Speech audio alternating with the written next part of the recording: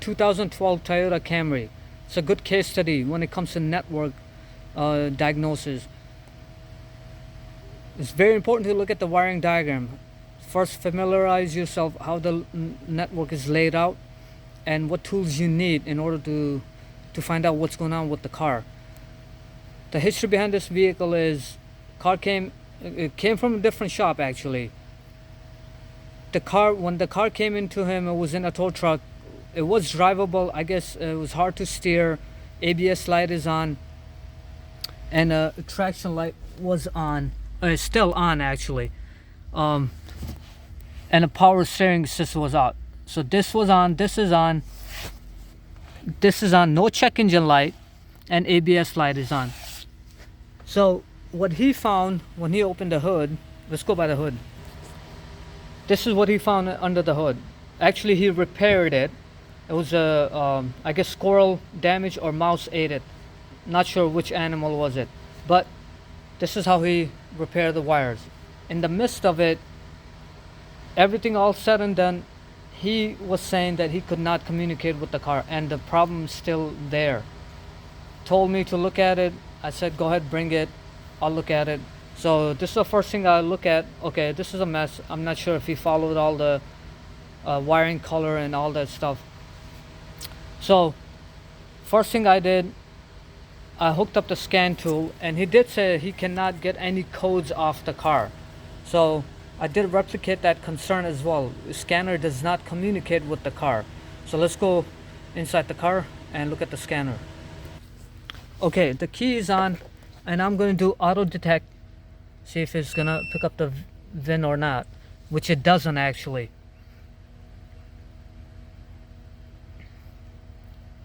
It's gonna go through his scanning. It's trying to find out. It's looking for the head.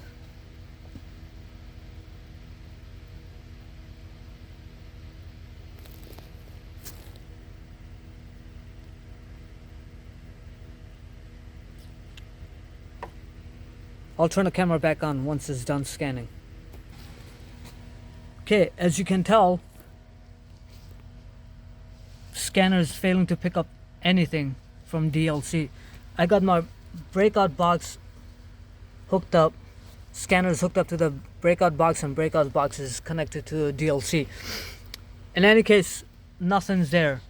And so let's go on the wiring diagram, see if that DLC is part of the network or not. It's very crucial to look at that.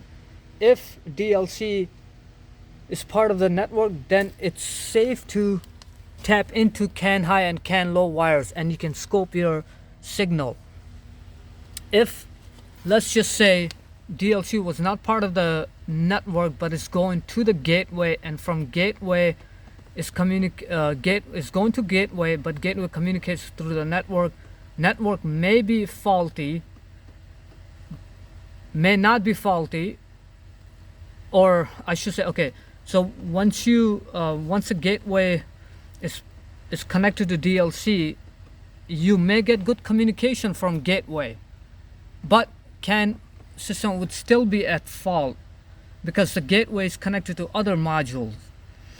So if that is the case, then you will not want to connect to DLC. You want to find easier module to get to and then tap into the network wires. Since DLC is part of the network, I'll show you in the wiring diagram. That's why I hooked up my scope with it. So let's go back to the wiring diagram. I'll show you guys. Okay, as you can see, the DLC right here is part of the network, and this is the whole topology right here. So this is why I connected my scope here. If, like I said, if this DLC was part of, let's just say this was a gateway and DLC was connected to this module may be good and communicating back and forth with your scope or with your scanner. But let's just say if this module was bad, you won't be able to communicate. You won't be able to figure out what's going on this part of the network. So it's very important to look at the diagram and see what's going on. So let's go back to by the scope, and I'll show you what's going on with it. Okay, so channel 1 is my yellow, channel 2 is my green, and they're both sitting at 2.5 volts. That tells me there's a the both can high and can low shorted together. And I'll show you what the guy did, how he repaired the wire. What he pretty much did, I'll show you guys actually. Instead of speaking, I'll just show you guys and then I'll talk about it. Okay, so this white and gray is my CAN communication wire. So what he did, he shorted them together and he put this wire right there, those two wires going in, and then he shorted this end of it together. So pretty much he took CAN high, CAN low, spliced them together and bridged the wire. That's why we don't have any communication. Let me fix that. Let me regain my communication, and then I'll show you my scanner does communicate. And yeah, let me fix this temporary and I'll show you guys. Okay, so I cut this wire, gray wire right here. This is my jumper, black lead going there, and I cut that from here and bridge my own wire. So let's go back to scope and see if my communication is working or not.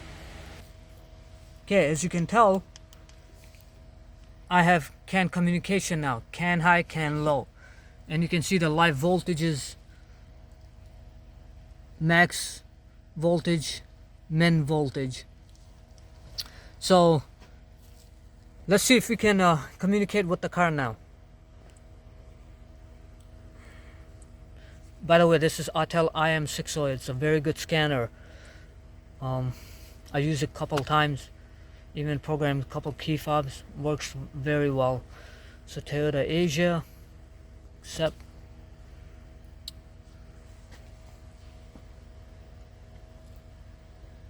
there you go. Now you can see it picked up the VIN number. We'll click OK. Oops. Now it's gonna do its thing.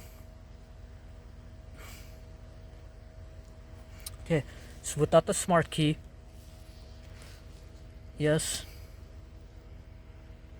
Establishing communication.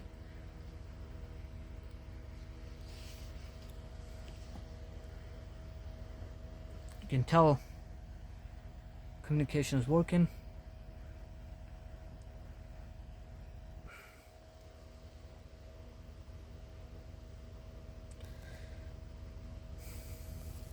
Okay, let's do diagnosis, auto scan, and I'll be back once it's done scanning. Okay, it's done scanning. Let's look at the report. Got 3 codes. Okay, that was bus communication was off. Okay, current. So let me delete the codes. This communication fault should go away, and these 2 codes are still active. Not sure if the shop wants me to look into that I'm not sure of, but I resolved his concern that why his scan is not the scanner is not picking up any codes and stuff. So let me clear all the codes and I'll be back.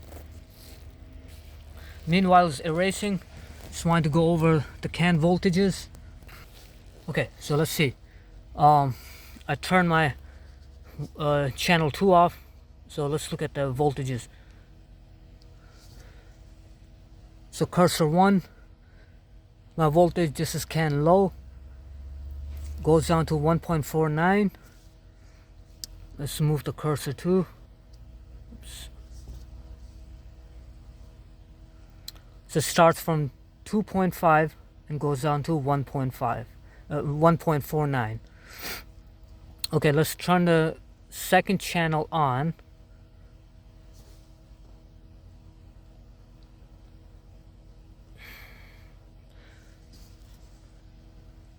Turn the first channel off. All right, so let's see. Cursor 2 starts off with 2.47 volt and then goes up to 3.49 volt. Let's turn both channels on and hit play. There you go. Got communication. And let's see what the report says. I'm expecting that bus communication the code should be cleared by now. Okay. Only left front speed sensor circuit open, right rear speed sensor circuit open. I have a feeling he mixed those wires as well too.